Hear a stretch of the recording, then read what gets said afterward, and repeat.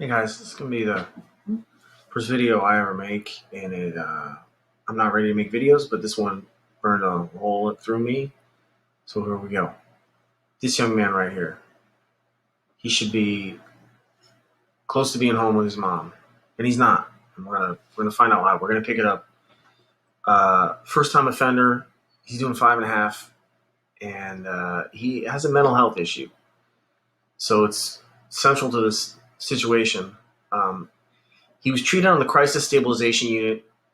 And afterwards, officers took Justin and his roommate out of their cell at night to the rec yard, and they had his roommate assault him while handcuffed, and then the officer assaulted him while handcuffed. To have to do that to somebody while they're handcuffed just shows what a coward, what a terrible thing. But it happens, and I read it happening all the time. So the mom finds out. He's returned to his cell, nothing, naked and in a metal bed frame.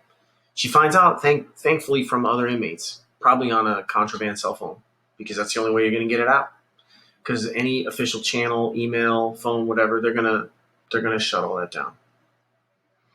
So an investigation's opened. 6 months later, he gets transferred.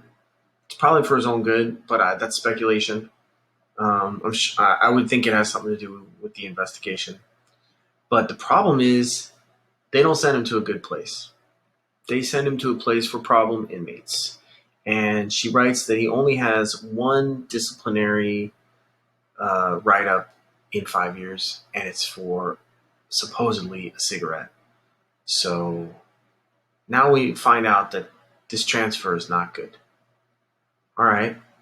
So as soon as he gets there, he gets assaulted by a gang. This is the third assault on this poor young man. And it's very normal. This happens. They want to know who you run with, what your paperwork is, what your tattoos say. They want you to pay for protection. It's politics, and it's prison politics. So after his third assault, he gets put in seg, but he doesn't get segged up by himself. Justin was placed in a 2-man cell with a convicted murderer serving life without parole. On January 5th, after being in the cell for a week, Justin was killed by his roommate. This is not an accident. This is not a surprise. You never can put someone at the end of their bid with someone who is never getting out.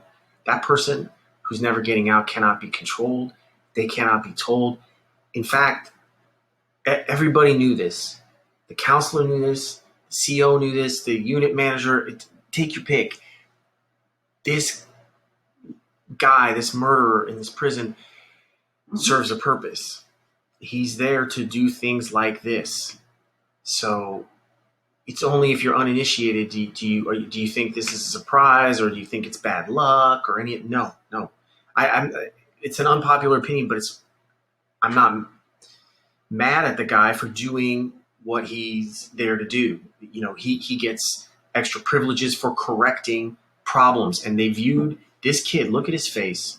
I'm gonna pull it up. They viewed him as a problem, and maybe he overcorrected. Maybe he got paid for this. Maybe he just got extra privileges. I don't know, but I don't think this is an accident, or I just know it's entirely foreseeable and preventable.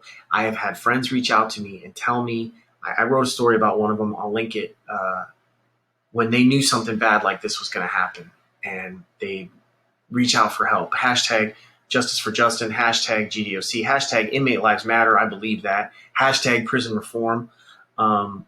This poor mom doesn't get to see her son, and it is excruciating. It's painful.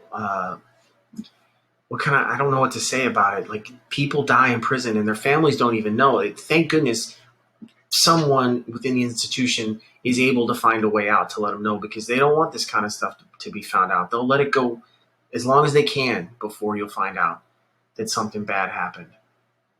And I don't want to see more punishment. I just want to see this kind of stuff end. That's the problem with prison. That's why it's a pandemic. That's why I write Prison Pandemic.